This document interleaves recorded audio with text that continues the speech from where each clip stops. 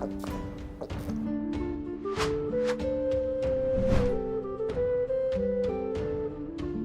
Moin, hallo und herzlich willkommen zu einem neuen Video hier auf meinem Kanal. Heute gibt es ja eine Runde Shakes and Fidget. Ich bin ja bisher noch gar nicht in einem Video auf das Expeditionsevent eingegangen. Bisher hatten wir das nur live im Stream besprochen gehabt, aber für alle Leute, die das immer nicht ganz mitverfolgen können, weil Streams ja auch immer ziemlich lange gehen in der Regel, wollte ich jetzt nochmal kurz mein Feedback zum aktuellen Expeditionsevent auf EU7 kundtun, ja, was ja momentan wirklich nur auf EU7 ist, einen Monat lang und auf keinem anderen Server. Und bisher muss ich sagen, es ist nach wie vor, meiner Meinung nach, ein Event, wo man sagen kann, okay, ist das Event jetzt berechtigt, dass es jetzt hier in Shakes and Fidget ist, oder kann man nicht einfach auch die normale Abenteuerlust spielen? Und ich bin da so ein bisschen zum Entschluss gekommen, dass es in ganz bestimmten Fällen eventuell besser sein kann als die normale Abenteuerlust, aber das ist in ein von 10 Fällen der Fall ungefähr. Sonst würde ich da, glaube ich, auch eher die normale Abenteuerlust über das Expeditionsevent bevorzugen. Ich habe euch das jetzt mal zum Vergleich einfach mal so ein bisschen demonstriert. Wir nehmen jetzt einfach mal den Vergleichswert von einer 2,5 Minuten Alu-Quest an, und im Regelfall ist es so, dass wenn man das wirklich so runterbricht und vergleicht, und das war wohl auch schon so in der Beta gewesen, dass es goldtechnisch gesehen eventuell ein bisschen besser ist, ja, sogar deutlich besser. Man kriegt wahrscheinlich auch doppelt so viel Gold im Regelfall, vielleicht sogar ein bisschen mehr, aber man bekommt slightly ein bisschen weniger Erfahrung für die 2 Minuten 30 Quest, beziehungsweise halt auf alles gesehen so. Und wie gesagt, das lässt sich am besten vergleichen, wenn wir jetzt einfach mal eine XP-Quest annehmen. Wir nehmen jetzt einfach mal die Quest an, beziehungsweise machen uns davon mal einen kleinen Screenshot und vergleichen das einfach mal, was wir dann mit dem Expeditionsevent bekommen. Und das werden wir jetzt mal tun. So, wir werden mal den Klausi annehmen hier, dem Butler. Ja, für alle Leute, die das nicht ganz kennen, es gibt hier verschiedene Reihen an Questlines, die man halt erfüllen muss. Hier sieht man die Questlines, zum Beispiel, das ist meine Questline für Klaus jetzt als Beispiel. Und man muss versuchen, insgesamt auf mindestens 40 Sterne zu kommen, beziehungsweise maximal. Das ist eigentlich so das Maximale. Dann hat man den maximalen XP-Bonus rausbekommen. Hier sieht man das. Und ja, das kann man schaffen, indem man halt so gut es geht durch die Räume durchgeht, beziehungsweise durch diese Lichtungen. Und in jeder Lichtung hat man halt 3 Auswahlmöglichkeiten, wo man halt eben sich für eins entscheiden muss. Und hier unten wird man halt immer an die Hand genommen, für welche Lichtung beziehungsweise Begegnung ist was zuständig, was macht was. Und das nimmt einen so ein bisschen dann das Ganze ab. Und hier oben hat man halt eben seine Questline. Da sieht man, okay, wenn ich meine Questline nicht schaffe, bekomme ich -5. Wenn ich sie schaffe, dann bekomme ich sogar noch +10 oben drauf. Und so muss man jetzt halt versuchen, irgendwie sich durch die 10 Etagen hier durchzuschlängeln und das Maximale an Punkten halt herauszuschlagen. Und das werden wir jetzt mal tun. In der Regel empfehle ich euch immer, diese Bounties anzunehmen. Das sind diese Kopfgelder, die geben euch +10 Punkte. Das, wenn man sich das hochrechnet, nimmt man ein Bounty an, das ist eine Etage, und dann löst man das auf für die zweite Etage. Das ist sogar für meine Questline jetzt, also ist es 2 Fliegen mit einer Klappe.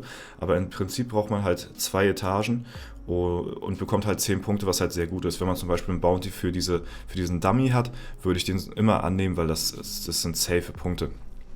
Wir nehmen das einfach mal und vervollständigen jetzt unsere Questline weiter. Wir wissen, okay, wir brauchen die Füße, nehmen wir die an. Wir gehen zwar ziemlich ins Minus, es gibt ganz viele verschiedene Sachen an Questlines. Ich hatte euch das Ganze ja mal im Beta-Bereich gezeigt. Viel geändert hat sich da an den Questlines nicht, aber sie wurden auf jeden Fall deutlich verschönert, optisch überarbeitet. Und jetzt sehen wir hier, okay, wir haben den Butler zusammen, wir kriegen unseren Bonus, plus halt eben auch noch das Bounty durch das Kopfgeld, und jetzt nehmen wir das mal an, und dadurch sind wir halt eben jetzt schon automatisch auf 40 Punkte und uns kann eigentlich nichts mehr passieren. So, das ist eigentlich so das Prinzip von dem ganzen Teil hier. Ja, jetzt nehmen wir einfach mal irgendwas an. Jetzt kommt der Twist, wenn ihr auf 40 Punkte schon seid, ja, braucht ihr im Prinzip nicht weiter hier großartig Punkte sammeln, weil ihr habt eh schon den maximalen Boni durch, weil ihr halt eben 40 erreicht habt, bekommt ihr halt eben 3 Sterne, das seht ihr nachher am Ende. Was ich euch jetzt empfehlen kann, ist halt, ich kann jetzt halt aussuchen und ich kann hier so einen Schlüssel nehmen.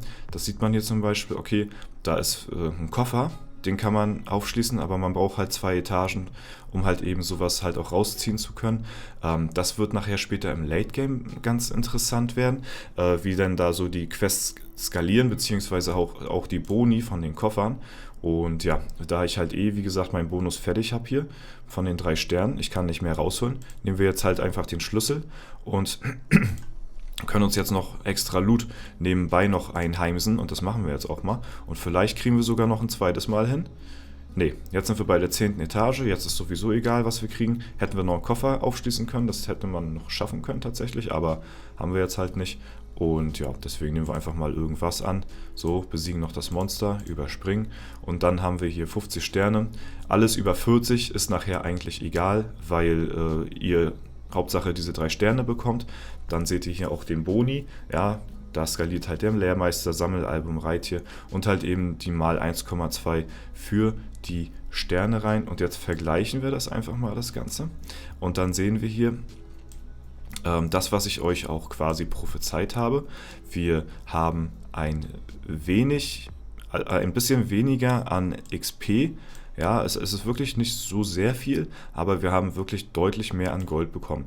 Und das ist halt eben, ja, so geht es halt eben die ganze Zeit. Ich könnte euch jetzt die ganze Zeit so zeigen und die Quests vergleichen und es wird immer wieder so sein. Und das Ding ist jetzt aber, hier war sogar ein Koffer mit bei. Das heißt, wir haben einen Schlüssel und einen Koffer, wir haben 2 Etagen für noch mehr Loot bekommen und das hat man halt auch nicht immer, das ist auch eher seltener der Fall, dass wir sowas haben und im Prinzip bleibt mir halt zu sagen, dass es ganz okay ist für Leute, die jetzt ganz schnell ihre Abenteuerlust durchklicken wollen, weil man aktuell bis zu 50 Abenteuerlust auch mit einer Quest schaffen kann und dadurch habt ihr halt sehr schnell eure Abenteuerlust verbraucht. Das ist halt sehr nützlich für Leute, die da nicht so viel Zeit haben. Aber wie gesagt, ich sehe momentan noch nicht ganz den Sinn von diesem Event. Ich würde es befürworten, wenn das dem Event ein bisschen mehr Sinnhaftigkeit tatsächlich gut geschrieben wird. Ich würde mir halt eben wünschen, man kann sich halt eben so aussuchen, okay, geht man jetzt ein bisschen mehr auf XP oder Gold, ne, weil man jetzt halt eben weiß, okay, man kriegt ein bisschen weniger XP hier durch, aber deutlich mehr Gold. Dann kann man halt hier drauf gehen so. Ich würde mir wünschen, dass man tatsächlich seine eigene Abenteuerlust verbessern kann. Das heißt, diese Abenteuerlust und diese Abenteuerlust ist unabhängig voneinander. Ich würde mir wünschen, dass es, also das ist nur mein Wunsch, kann jeder anders sehen. Schreibt gerne eure Meinung mal in die Kommentare, was ihr verbessern würdet. Ich persönlich würde mir wünschen, dass das Expeditionsevent nicht dauerhaft da ist, so wie es jetzt auf EU7 ist. Es kann sein, dass es den Monat durch ist, halt einfach nur zum Testen da ist. Aber ich würde mir wünschen, dass es eventuell auch nur ein Wochenend-Event ist, mal vielleicht einmal im Monat oder so. Und man kann sich mit der Expeditionsforscherin hier einen Boni erspielen, wo man sagt, okay, man macht jetzt einen Multiplikator auf XP oder auf Gold, je nachdem, was man halt für ein Typ ist. Und das, was ihr halt hier erspielt, das überträgt sich dann auf eure Abenteuerlust für den Tag oder so. Ne? Also, oder ja, weiß ich nicht, das wäre irgendwie so, das würde dem so ein bisschen besser tun, weil jetzt sucht man sich halt aus, okay, gehe ich hier drauf oder gehe ich da drauf, was nehme ich mehr, es ist so ungewiss. Und das finde ich halt so ein bisschen schade im Moment. Und das würde dann halt was changen, wenn man jetzt sagt, okay, ich nehme jetzt hier die Luftballons an und spiele da meinen Boni durch, oder bis ich den Boni habe, spiele ich das durch. Und dann habe ich hier quasi auf den Quests mehr XP für den Tag oder was weiß ich so. Ne? Dann hat man halt eben auch so ein halbes XP-Event so ein bisschen. Weiß ich nicht, also das wäre auf jeden Fall so das, was ich mir irgendwie wünschen würde. Aber wie gesagt, ich würde mal ganz gerne eure Meinung dazu hören, wie ihr das seht. und was ihr ändern würdet. Vielleicht wollt ihr es ja auch so lassen, keine Ahnung. Also da bin ich sehr gespannt auf euer Feedback. Ich denke mal, Playa wird sich safe auch noch Feedback von der Community nach dem Ding hier einholen. Genau. Ansonsten bleibt mir halt nur zu sagen, es ist halt, ja, es gibt sehr viele, das wird tatsächlich sehr, ja doch, das kriegen wir noch hin hier. Es gibt verschiedene Questlines, man sollte nicht alle nehmen. Zum Beispiel war halt eben auch noch zur Auswahl das Schwert, dieses gebrochene. Das ist zum Beispiel so ein Ding, durch diese Questline kriegt man tendenziell weniger Sterne, gut geschrieben. Und da muss man sich halt ein bisschen mit befassen, auseinandersetzen, okay, was nimmt man jetzt, was nimmt man nicht. Bei dem Frosch hier zum Beispiel weiß ich auch, da kriegt man auch Minus-Dinger halt, ne, ist auch immer nie gut. Dann würde ich zum Beispiel lieber das Feuer nehmen. Ne? Aber wenn das soweit ist, dann mache ich da auch mal irgendwann mal ein gutes Video zu, sag ich mal, wo man halt eben aussuchen kann, was so das Beste ist, was man nehmen kann. Aber das soll es erstmal soweit für das Video heute gewesen sein. Ich hoffe, euch hat es gefallen. Schreibt gerne eure Meinung dazu in die Kommentare. Das war es soweit von mir. Ich wünsche euch einen super schönen Tag. Vielen Dank fürs Zuschauen.